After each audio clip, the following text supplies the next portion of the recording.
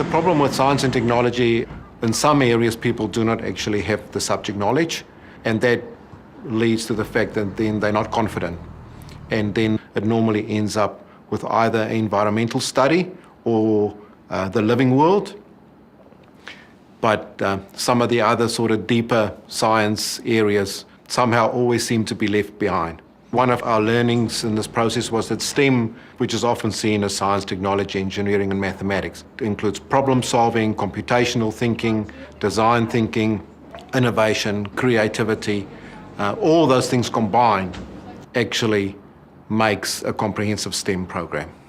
So we started off by doing research, looking at existing programs, equipment that's available, frameworks that are being used around the world, and then we developed an implementation program, which started off by defining some of the key terms and going hand in hand with that developed student agency to make our students develop an interest in science and technology, but also make them better learners.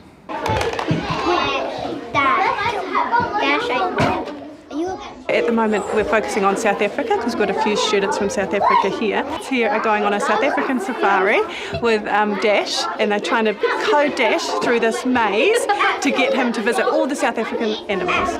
They have got a Blockly app on their iPad, and they're putting in codes to make him go forwards and turn corners, and he's even celebrating at corners to turn lights on and say, "Yippee, I've made it." We wanted to be really clear about our deliberate acts of teaching and the language that we were all using through the school so that all the staff and all the kids understand what we're saying when we're talking computational thinking, when we're thinking about STEM, when we're looking at questioning. What does that look like? What does that sound like? What does that mean for us and our children? So at the moment it's doing all those really fine lines. Welcome to our STEM shed. We are incredibly lucky to be in a space like this. We've got a laser cutter running, but we also have 3D printers. The kids can access their devices, they can design, they can create things for the 3D printer. The whole point of having our technology program running with all this equipment is that we have aprons that are cut on the machine so that our learners can see the importance of why you might be using the equipment and for them themselves thinking about their own futures. With the laser cutter, we cut it out all the shapes for the aprons and all the straps, and the 3D printer we made buttons to go on our aprons, and then with the sewing machines it helps us to do the hemming a lot faster. Wait, we'll put that in front of it. We haven't tested out this coding because I just put it in.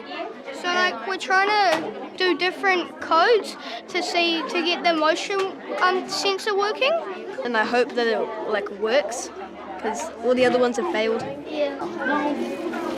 Yeah, it works. But it says this is way far back. Yeah. That's cool.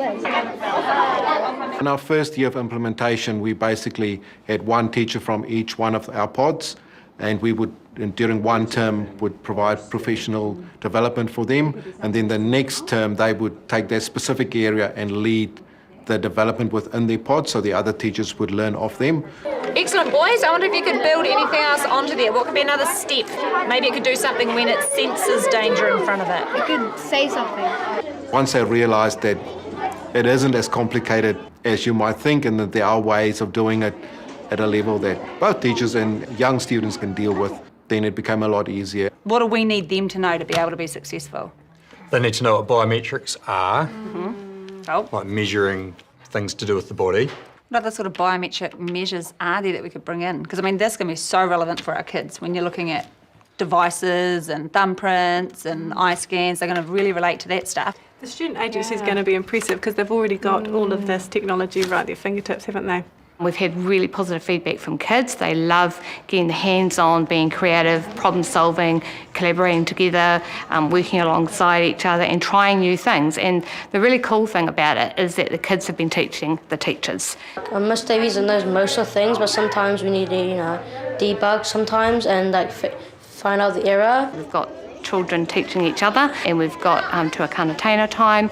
It's not just a one-off, it's what we do here every day. Can you do it without coding if you just remote control all the way around?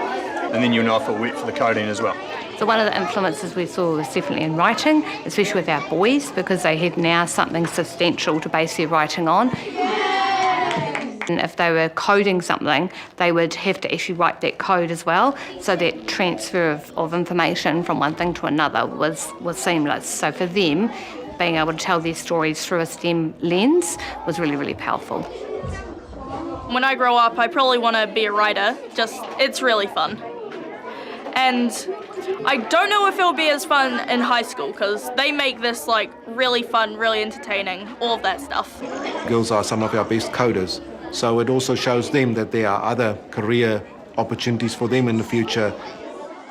And especially for our senior students thinking of going off to high school, it prepares them to really take control of their learning.